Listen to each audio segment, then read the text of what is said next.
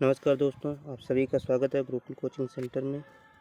आज हम पढ़ने वाले हैं साइंस में पढ़ने वाले केमिस्ट्री, जिसमें पहला चैप्टर पढ़ा रहे हैं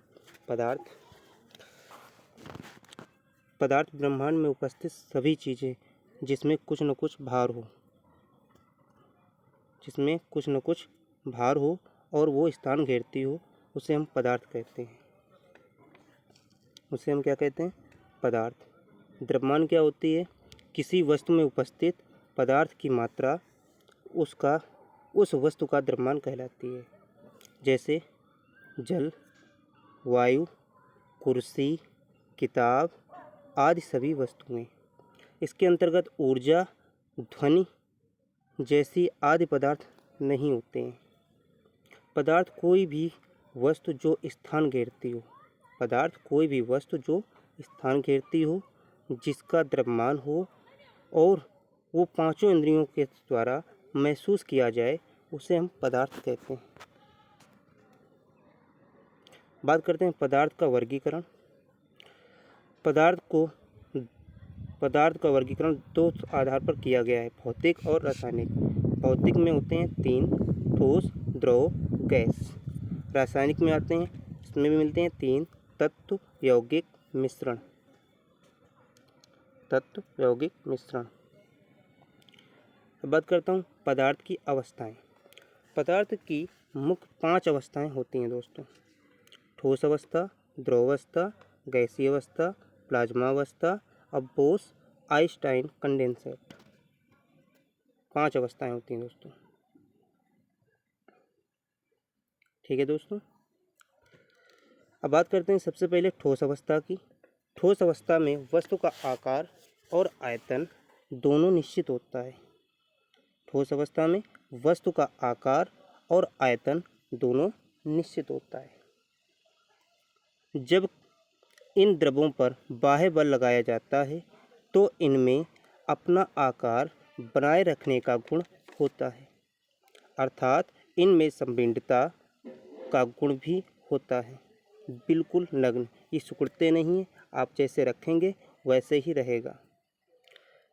ठोस वस्तुओं में अंतराणविक स्थान बहुत कम होता है, यानी अणुओं और अणुओं के मध्य जो स्थान है बिल्कुल चिपके हुए होते हैं, जबकि इनके अणुओं के मध्य आकर्षण बल अधिक होता है। ये जो चिपके हुए जो अणु होते हैं वो चिपकते किस वजह से हैं? आकर्षण बल की वजह से। और इनका घनत्व अधिक होता है। इनका जो घनत्व है वो कैसा होता है? अधिक होता है। जैसे लकड़ी को आप जिस पात्र में डालोगे वो वैसी ही रहेगी, उसका ना आकार बदलेगा ना ही उसका आयतन। यानी जितने ग्राम की आप लकड़ी लेकर के किसी भी पात्र में डालेंगे उसका ना आकार बदलेगा ना ही उसकी आकृति। अब बात करते हैं दोस्तों द्रव अवस्था की। द्रव अवस्था में पदार्थ का आकार तो अनिश्चित होता है परंतु उसका आयतन निश्चित होता है। द्रव अवस्था में एक बात याद रखना, उसका जो आकार होता है वो अनिश्चित होता है परंतु आयतन निश्चित होता है। द्रव अवस्था को आप जिस पात्र में रखते हैं ये उसी का आकार ग्रहण कर लेता है। द्रवों में अंतराणविक स्थान ठोस की अपेक्षाकृत अधिक होता है। द्रवों में अंतराणविक स्थान ठोस की अपेक्षाकृत अधिक होता है, जबकि इसके अणुओं के मध्य आकर्षण बल कम होता है। यानी जल को आप इधर भी फैलाओगे तो वो इतना ही, जितने में फैलेगा उतना ही उसका आयतन आकार लेगा, उतना आयतन तो उतना ही रहेगा। मानी जल को आप जिस पात्र में डालेंगे ये उसी का आकार ग्रहण कर लेगा। अब मानिए गिलास में लिया था, ये गिलास है, इसमें आपने जल लिया,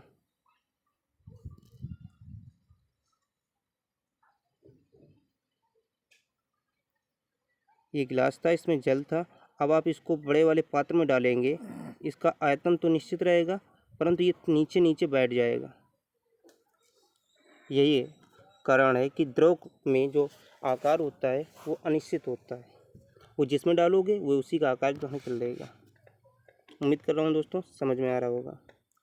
गैसीय अवस्था की बात करते हैं। गैसीय अवस्था में पदार्थ का जो आकार और आयतन दोनों अनिश्चित होते हैं। इनमें अंतराणविक स्थान सबसे अधिक होता है। गैस में अंतराणविक स्थान सबसे अधिक होता है। इसमें उच्च संपीड़ितता का गुण भी होता है।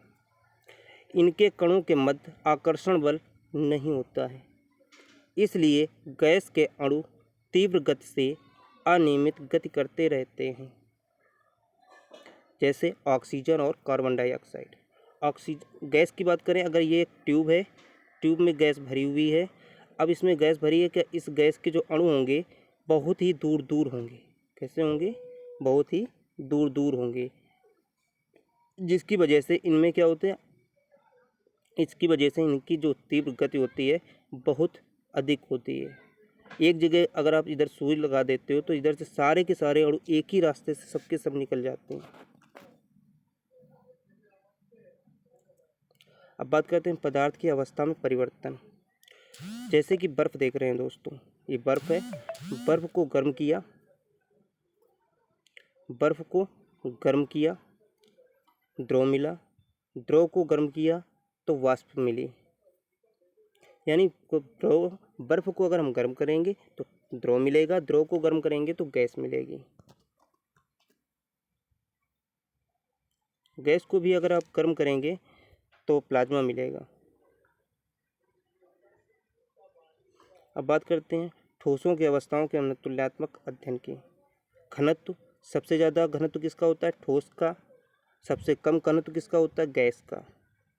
सब आणविक आकर्षण बल की बात करें तो सबसे ज़्यादा आणविक बल किस में पाए जाते हैं? ठोस में। सबसे कम किस में पाए जाते हैं? गैस में। अंतराणविक स्थान की बात करें तो सबसे ज़्यादा अंतराणविक स्थान जो होते हैं वो गैस में होते हैं। सबसे कम किस में होते हैं? ठोस में होते हैं। प्रसार और विसरण की बात करें तो प्रसार सबसे ज़्यादा किसका होता है? गैस का। विसरण भी गैस का होता है। और सबसे कम किसका होता है? ठोस का। और विसरण भी ठोस का होता है। गतिज ऊर्जा सबसे किस में जाती है? सबसे ज़्यादा किसकी होती है तेज? गैस की। सबसे कम किसकी होती है? ठोस की। उम्मीद कर रहा हूँ दोस्तों समझ में आ रहा होगा। अब बात करते हैं पदार्थों में होने वाले परिवर्तन। मोमबत्ती का पिघलना एक भौतिक परिवर्तन है। भौतिक परिवर्तन क्या होती है? किसी चीज़ को पिघलाकर वापस वही चीज़ प्राप्त की जाए। किसी चीज़ को पिघलाकर वापस वही चीज़ प्राप्त की जाए, उसको कहते हैं भौतिक परिवर्तन। जैसे बर्फ़ को पिघलाया और जल मिला। जल को वापस फ्रीजर में टेम्परेचर कम कर दिया तो बर्फ़ मिल गई। जिस चीज़ को पिघलाकर यानी वापस पुनः गति के साथ वही चीज़ प्राप्त होती है, उसको हम कहते हैं भौतिक परिवर्तन। रासायनिक परिवर्तन, एक बार पिघला दी गई, एक बार जला दी गई, नष्ट हो गई, दोबारा उस चीज़ को प्राप्त न कर सके, उसको कहते हैं रासायनिक परिवर्तन। जैसे मोमबत्ती का जलना। मोमबत्ती तो धागा सहित जल जाएगी, तो उसमें कोई वो हो जाएगी आपके रासायनिक परिवर्तन। पिघलना अलग है और जलना अलग है। जल रही है उसके धागा, पिघल रही है उसकी मोम पिघलाकर मोम को वापस मोमबत्ती में ढाला जा सकता है, जबकि मोमबत्ती के धागे को वापस धागा नहीं बनाया जा सकता। ठीक उसी प्रकार पानी से बर्फ़ तो बनाया जा सकता है और बर्फ़ से पानी भी बनाया जा सकता है। तो ये एक क्रिया जो होती है ये भौतिक परिवर्तन की होती है। मक्खन खट्टा होता है तो जैसे मक्खन, दही से दूध से दही तो बनाया जा सकता है, दूध से दही का बनना, इसमें लिख सकते हैं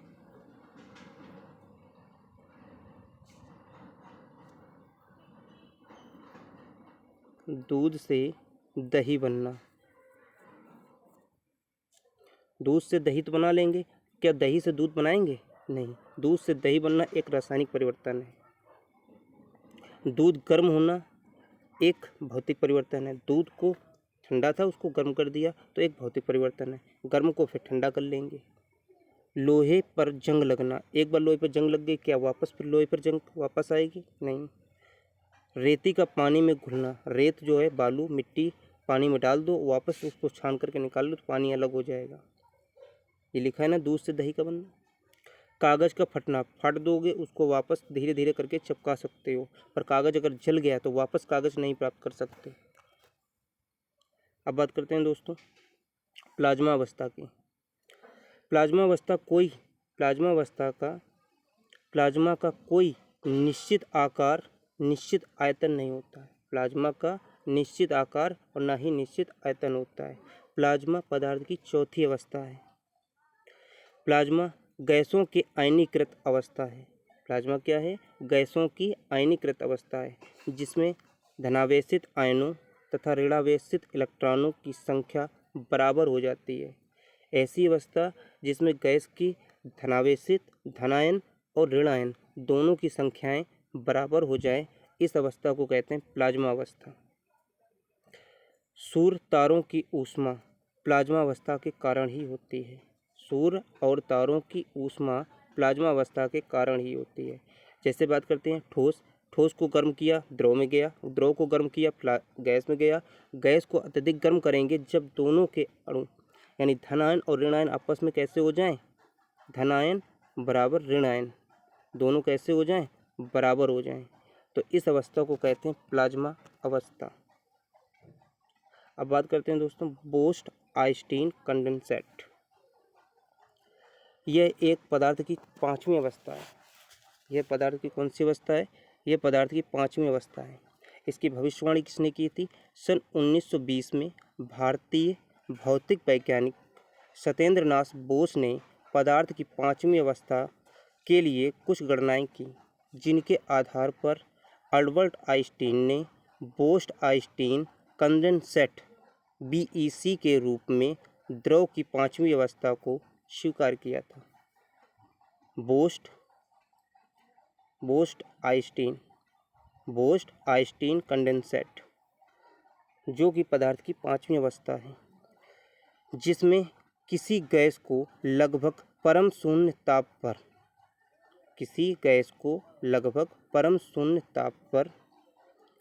ताप तक शीतल करने पर परमाणुओं की मुक्त ऊर्जा लगभग समाप्त हो जाए।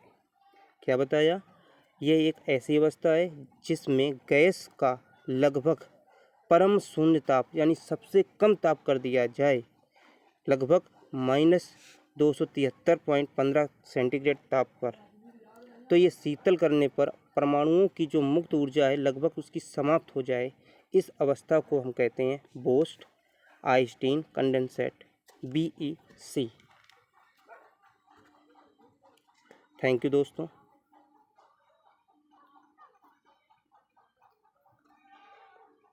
उम्मीद करता हूँ आपको ये वीडियो अच्छा लगा होगा। अगर अच्छा लगा है तो लाइक